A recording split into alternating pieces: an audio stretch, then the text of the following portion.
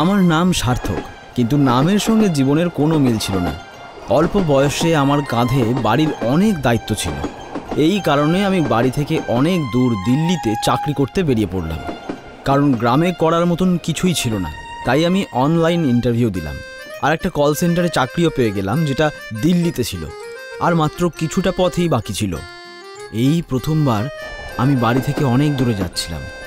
এই জন্য আমার মনে অনেক প্রশ্নের ঢেউও ছিল, যেমন সেখানে গিয়ে কি হবে, আমি কি ওখানে একা থাকতে পারবো, আর সবচেয়ে বড় প্রশ্ন ছিল আমি থাকবো কোথায়। যদিও আমি বাড়িতে মিথ্যে বলেছিলাম যে দিল্লিতে থাকার জন্য আমি একটা পিজি পেয়ে গেছি, কিন্তু সত্যিটা হলো আমি এখনো অবধি কোনো পিজি পাইনি। শুধু এইভাবেই বেরিয়ে পড়েছিলাম যে কিছু না কিছু ঠিক হয়ে যাবে।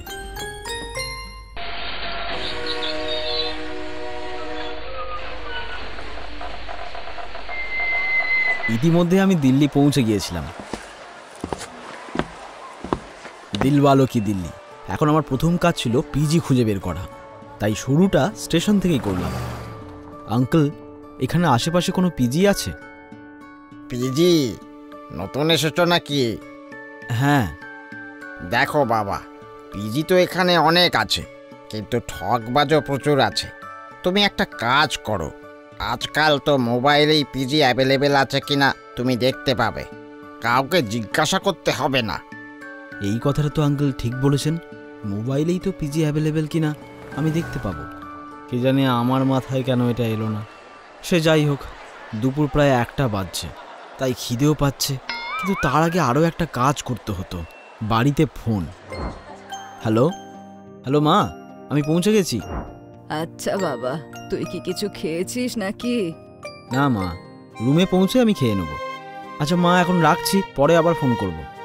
ঠিক আছে বাবা, নিজের খেয়াল রাখিস। ঠিক আছে মা। এখন আমায় তাড়াতাড়ি কিছু খেয়ে নিয়ে পিজিও খুঁজতে হবে, কারণ পরের দিনই জয়েনিং। তাই আমি আর দেরি না করে দিল্লির বিখ্যাত ছোলা কুলচে খেতে লাগলাম, আর অন্যদিকে মোবাইলে পিজি খুঁজতে লাগলাম। বেশ কিছুক্ষণ খোঁজাখুঁজির পরেও একটা ঠিকঠাক, মানে আমার বাজেটের মধ্যে পিজি পাচ্ছিলাম না। আমি মনে মনে ভাবছিলাম, মনে হচ্ছে দিল্লির প্রথম রাত স্টেশনেই কাটাতে হবে। ঠিক তখনই একটা কম বাজেটের পিজি পেলাম, আর সেটা পাওয়াও গেল মাত্র 1000 টাকায়, আর 1000 টাকা অ্যাডভান্স। আমার তো বিশ্বাসই হচ্ছিল না। আমি সঙ্গে সঙ্গে ওই নাম্বারে ফোন করে দিলাম। হ্যালো হ্যালো স্যার, আমার নাম সার্থক। আপনার ওখানে পিজি অ্যাভেলেবেল আছে? হ্যাঁ আছে। ঠিক আছে স্যার, আমি এখন স্টেশনে আছি। এখান থেকে কতটা সময় লাগবে? প্রায় 1 ঘন্টা। ঠিক আছে স্যার, আমি আসছি। আচ্ছা, তুমি রাস্তা জানো? না, আমি তো আজই এসেছি। ঠিক আছে, আমি তোমাকে কয়েকটা বাসের নাম্বার মেসেজ করছি, আর বলে দিচ্ছি কোথায় নামতে হবে। যেই বাস পাবে চলে আসবে, ওখান থেকে একটু দূরেই। ঠিক আছে স্যার। এইবারে আমার ধরে একটু প্রাণ এলো। যাক, স্টেশনে অন্তত শুতে হবে না। ওনারের মেসেজ পেতেই আমি বাস ধরার জন্য মেন রোডে চলে এলাম, আর কিছুক্ষণ পরে আমি বাসও পেয়ে গেলাম।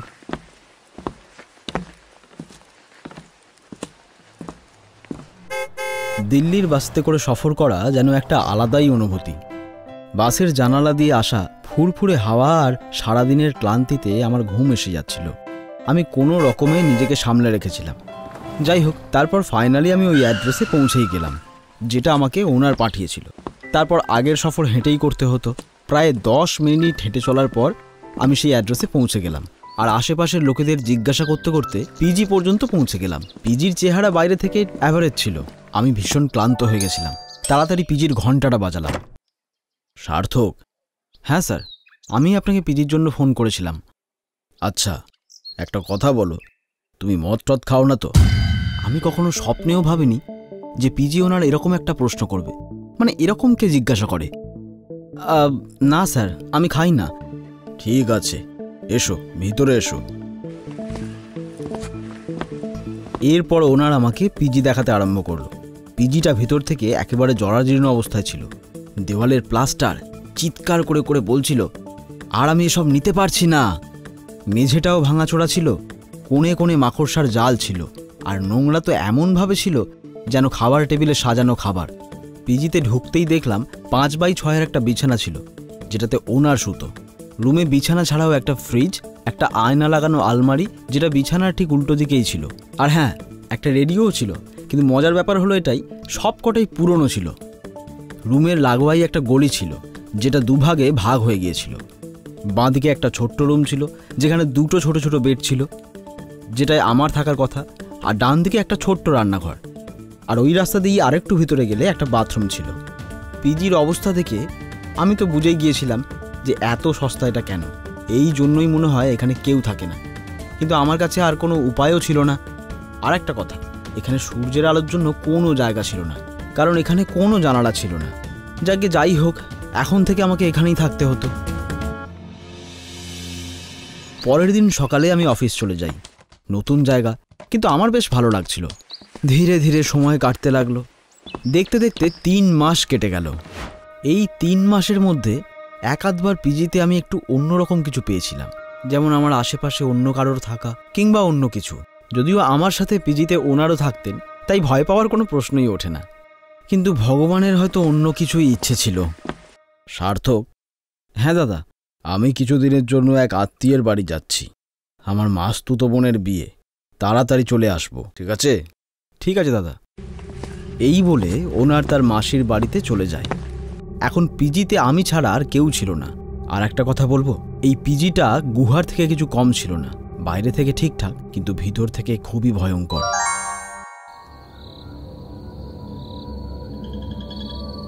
রাত হয়ে গিয়েছিল আর আমি পুরো একা। মনের মধ্যে নানান রকমের দুশ্চিন্তা আসছিল যে এই গুহাতে যদি আমার কিছু হয়ে যায় তাহলে কেউ কিছু জানতেও পারবে না। এই সব ভাবতে ভাবতে আমি শুয়ে পড়ি। তারপর হঠাৎ যখন আমি চোখ খুলি, তখন আমি দেখি যে আমার সামনে একটা নয়, দুটো নয়, কয়েকশো আত্মা দাঁড়িয়ে আছে।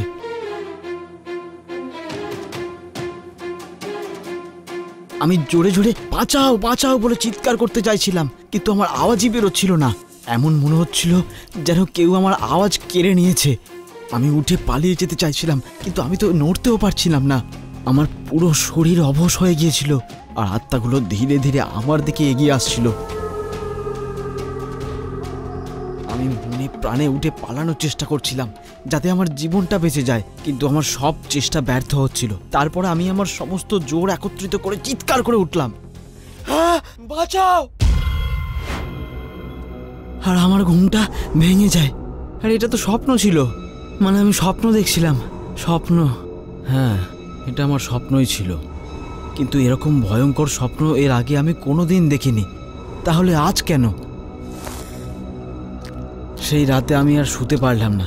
সারা রাত রুমের চারপাশে দেখতে থাকলাম, আশেপাশে কোনো ভূত নেই তো যে আমার শোয়ার অপেক্ষা করছে।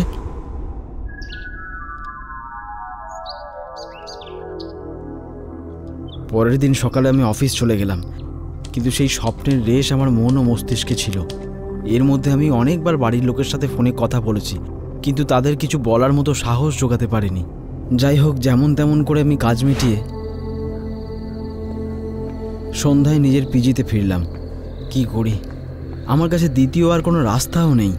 কিন্তু রুমে ঢুকতেই আমার অদ্ভুত একটা অনুভূতি হতে শুরু করলো। আমার দম বন্ধ হয়ে আসছিল।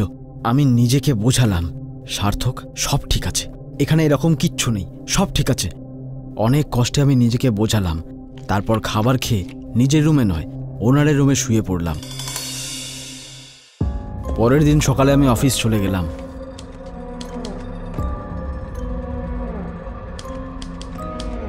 কিন্তু এরপরে আমি যখনই পিজিতে ফিরতাম, তখনই আমার একটা অদ্ভুত অনুভূতি হতো। আর এটা একদিনের ব্যাপার ছিল না, যে কারণে অনেকগুলো রাত আমার ভালো করে ঘুম হয়নি। তাই আজ আমি অফিসেও যাইনি।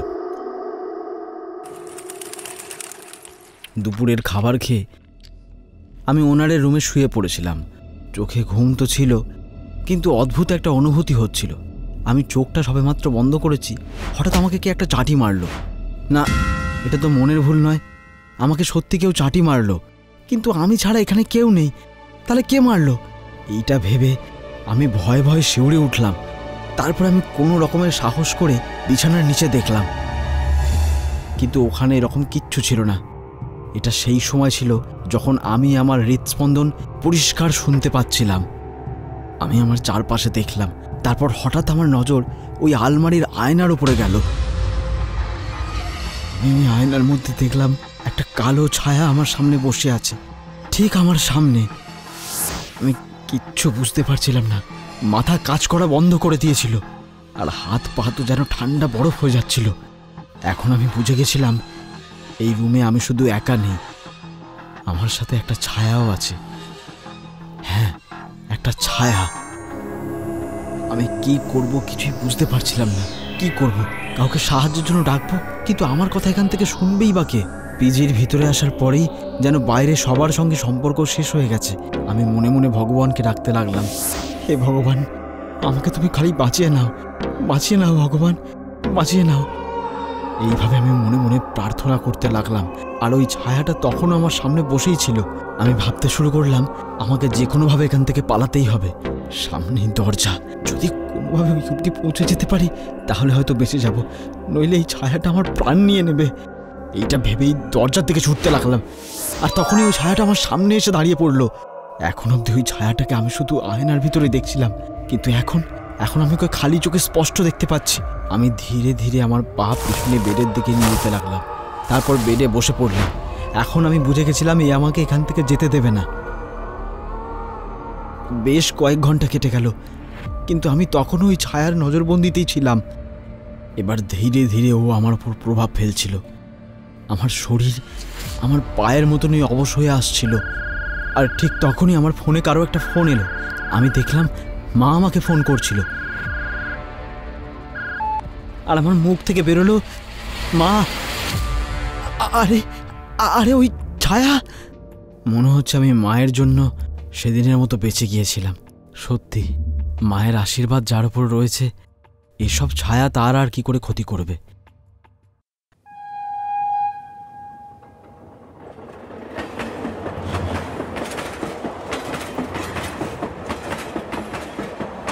দিল্লির ঘটনার পরে আমি বাড়ি ফিরে গিয়েছিলাম।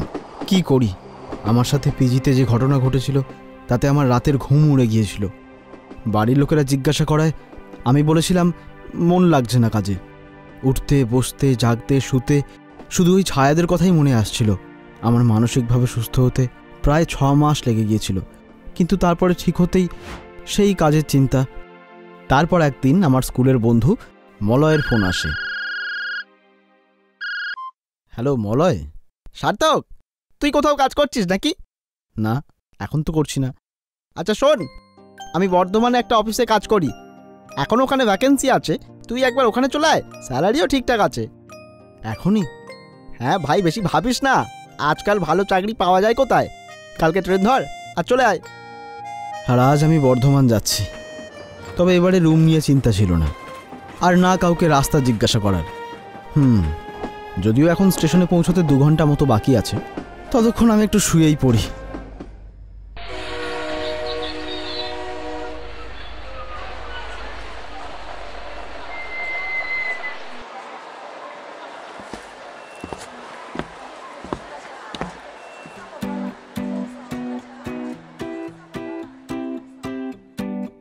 মলয়ের রুম স্টেশন থেকে প্রায় 1 ঘন্টা দূরে। মলয় এমনটাই বলেছিল, আর এই বাসটা একদম ওর এলাকা অবধি যায়। দিল্লির মতো এই এলাকাতেও প্রথমবারই এসেছিলাম। এখানকার লোকেদের চালচলনও বেশ ভালোই। শুধু কোনো রকমে কাজ করে একবার সেট হয়ে যাই, কারণ ছেলেদের তো কোথাও না কোথাও কাজ করতেই হবে। কাজ ছাড়া তো আমাদের কোনো সম্মানই নেই।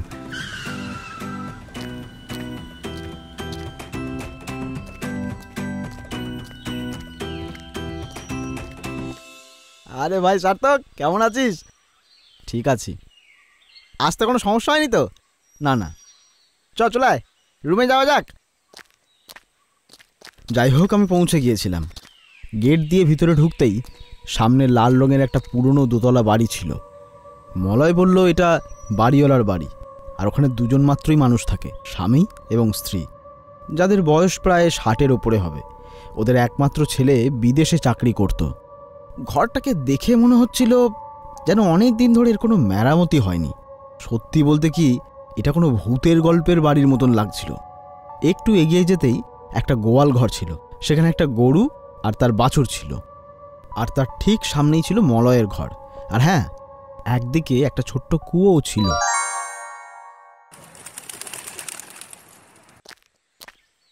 এরপর আমি রুমের ভিতরে প্রবেশ করি, যেখানে একটি সিঙ্গেল রুম ছিল। রুমে একটা ছোট্ট বিছানা, কয়েকটা জামা কাপড় আর কিছু জিনিসপত্র ছিল।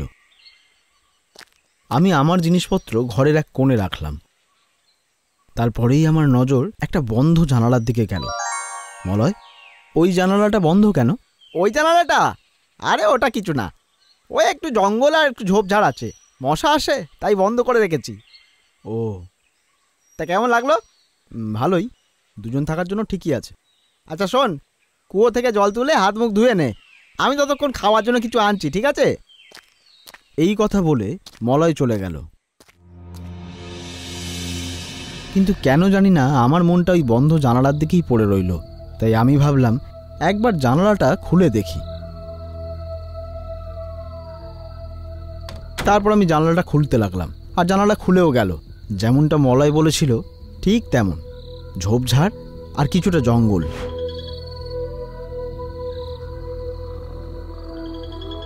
আর তারপরে যখনই আমি জানলাটা বন্ধ করতে গেলাম, তখনই আমার চোখে পড়ল, আমি দেখলাম ঝোপঝাড় কেমন নিজে থেকেই নড়ছে, যেখানে অন্য ঝোপঝাড়গুলো একদম শান্ত ছিল। আমি সঙ্গে সঙ্গে জানলা বন্ধ করে দিলাম, কিন্তু কেন জানি না আমার আবার খুলতে ইচ্ছে করলো। তাই আবার আমি জানলাটা খুললাম, আর দেখলাম অন্যান্য ঝোপগুলোর মতো ওই ঝোপটাও একদম শান্ত ছিল, একেবারেই নড়াচড়া করছিল না, একদম শান্ত।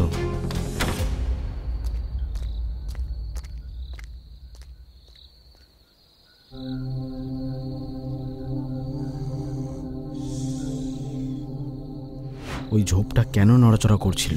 ওখানে কি কিছু ছিল, নাকি এটা আমার কেবল একটা ভ্রম ছিল?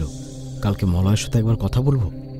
না না, আমার মনে হচ্ছে আমি একটু বেশি ভাবনা চিন্তা করছি, মনে হয় নতুন জায়গা বলে। এই সব ভাবতে ভাবতেই অবশেষে আমার দু চোখের পাতায় ঘুম নেমে এলো।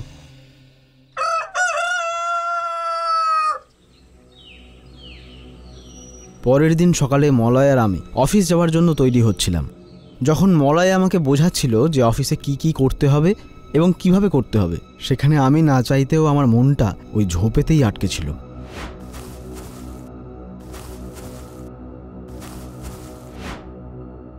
আচ্ছা মলয়, একবার এই জানলাটা খুলে দেখবো নাকি? কি জানলা? আমি তোকে অফিসের ব্যাপারে কথা বলছি, আর তুই জানলা খোলা নিয়ে পড়ে আছিস? হ্যাঁ ভাই, একবার। আচ্ছা ঠিক আছে।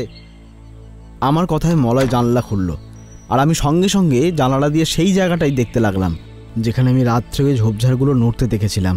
তখনই আমার নজর ঝোপঝাড়ের মধ্যে আটকে থাকা একটা ঘুড়ির ওপর গেল। ঘুড়িটা হাওয়ার দোলায় এদিক ওদিক দুলছিল। ঘুড়ি?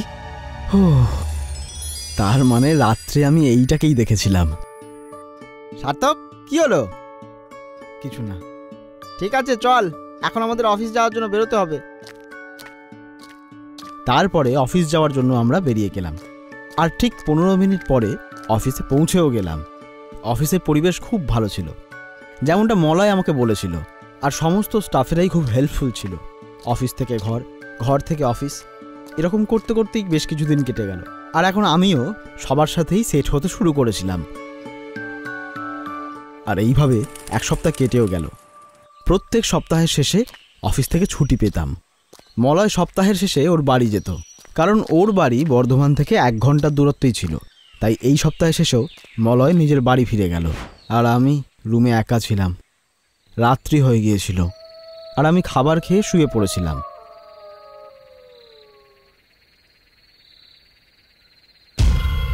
তারপর হঠাৎ মাঝরাতে আমার ঘুম ভেঙে যায়, আর আমি দেখলাম কারেন্ট চলে গেছে। আমি তাড়াতাড়ি আমার মোবাইলের টর্চটা জ্বালালাম, আর এদিক সেদিক দেখতে লাগলাম।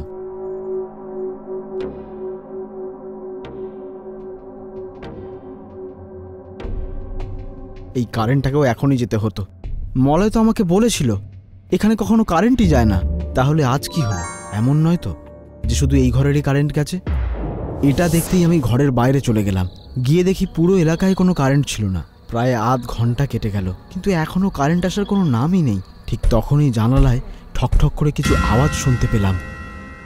মাঝরাতে জানলায় ঠকঠক করছে কে? কিন্তু জানলার পাশে তো ঝোপঝাড় আর জঙ্গল আছে, তাহলে কে হতে পারে? এই ভেবে আমার বুকটা কেঁপে উঠল। কি করব বুঝতে পারছিলাম না।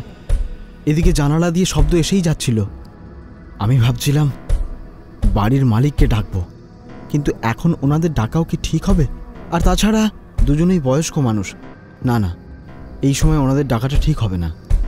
তার চেয়ে ভালো আমি জানালা খুলে একবার দেখেই নি। তারপরে আমি সাহস সঞ্চয় করে আস্তে আস্তে জানালার কাছে গিয়ে জানালাটা খুলতে লাগলাম। তারপর আমি যেই জানালা খুললাম, আমি হট করে জানালা থেকে একটু দূরে সরে এলাম। মোবাইলের টর্চের আলোয় আমি দেখলাম ঝোপের কিছু ডালপালা হাওয়ার কারণে বারবার জানালায় এসে ধাক্কা খাচ্ছিল, আর যেই কারণে জানলায় আওয়াজ হচ্ছিল। এইবার আমার একটু মনে স্বস্তি হলো। আমি জানালা বন্ধ করে দিলাম, আর যেই ঘুরলাম,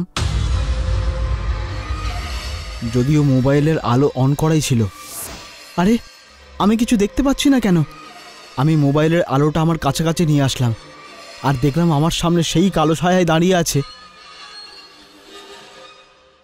আমি চিৎকার করে উঠলাম। আমি কোনো দিকে না দেখে সোজা রুম থেকে বেরিয়ে বাইরে চলে গেলাম, আর গোয়াল ঘরে চলে গেলাম। কালো ছায়া, ছায়া, কিন্তু কিন্তু এটা তো দিল্লিতে ছিল। তখন আমি ওকে আয়নায় দেখতে পাচ্ছিলাম, কিন্তু এখন তো আমি ওকে খোলা চোখেই দেখতে পাচ্ছি। এবারে ধীরে ধীরে ও আমার উপরে প্রভাব বিস্তার করছিল। আমার শরীর আমার পায়ের মতনই অবশ হয়ে আসছিল। আমি রুমের দিকে তাকিয়েছিলাম, ওই কালো ছায়াটা না আমার দিকে না এসে যায়। আমি ভয়েতে গরুর পাশে গিয়ে বসে পড়লাম, আর সারা রাত ওইখানেই বসে কাটালাম। তারপরে কখন ঘুম এসে গেল আমি জানতেও পারিনি।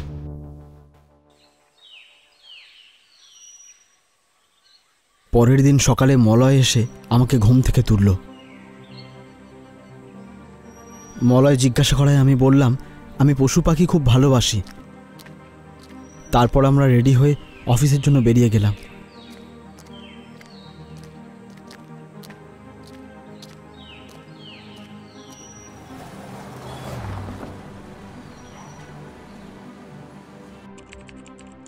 রাত্রে ভালো করে ঘুম না হওয়ায় অফিসে ঘুম পেতে লাগলো, তাই আমি মুখ ধুতে বাথরুমে চলে গেলাম।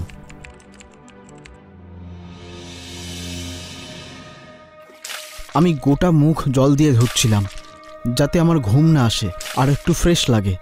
এরকমটা করার পর যেই আমি বাথরুমের আয়নায় দেখলাম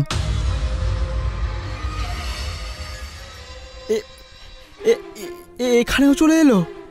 না না না, এটা আমার মনের ভুল নয় তো? এই ভেবে আমি আবার আমার মুখ জল দিয়ে ধুতে লাগলাম। তারপরে যেই পিছন ঘুরে তাকালাম,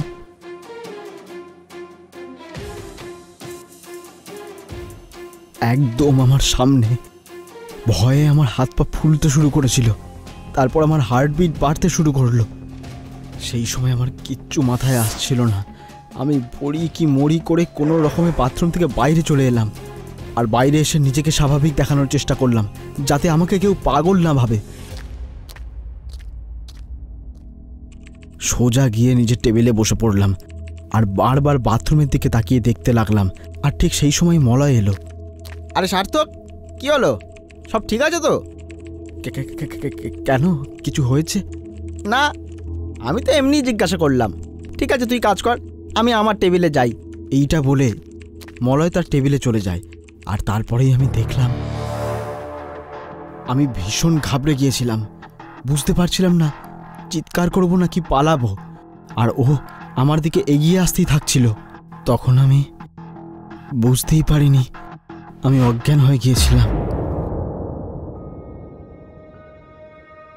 যখন আমার চোখ খুলল, আমার অফিস কলিগরা আমার সামনে ছিল, আর সবার মুখে একটাই প্রশ্ন ছিল যে আচমকা এর কি হয়ে গেল। কিন্তু আমার নজর তখন একটা জিনিসই খুঁজছিল, সেই ছায়া কোথাও আমার আশেপাশে নেই তো। আর আমার সন্দেহই সঠিক হলো, ও আমার মাথার কাছে দাঁড়িয়েছিল। আর আমি চিৎকার করে মলয়কে ডাকলাম, মলয়! সার্থক, কি হয়েছে? তুই তো ঘাবড়ে আছিস কেন? কি হয়েছে? মলয়, মলয়, ও আমার মাথার কাছে। মাথার কাছে কি? আমি মলয়কে বলতে চাইলাম যে আমার মাথার কাছে একটা ছায়া দাঁড়িয়ে আছে, কিন্তু তারপরে আমি ভাবলাম আমি এটা কি করতে যাচ্ছি। এটা করলে তো সবাই আমাকে পাগল ভাববে আর আমার উপরেই হাসবে। কিছু না, আমাকে এখন রুমে যেতে হবে। চল আমরা চলে যাই। আচ্ছা বেশ, ঠিক আছে, আমি স্যারের সাথে কথা বলছি। এক এক করে সবাই যে যার কাজে চলে যায়, কিন্তু ওই ছায়া তখনও আমার মাথার কাছে দাঁড়িয়ে, ঠিক আমার মাথার কাছে। আর আমি অসহায় ছিলাম, আমি চাইলেও পালাতে পারতাম না। কিছুক্ষণ পরেই মলয় আসে। তারপর আমরা আমাদের রুমে চলে যাই।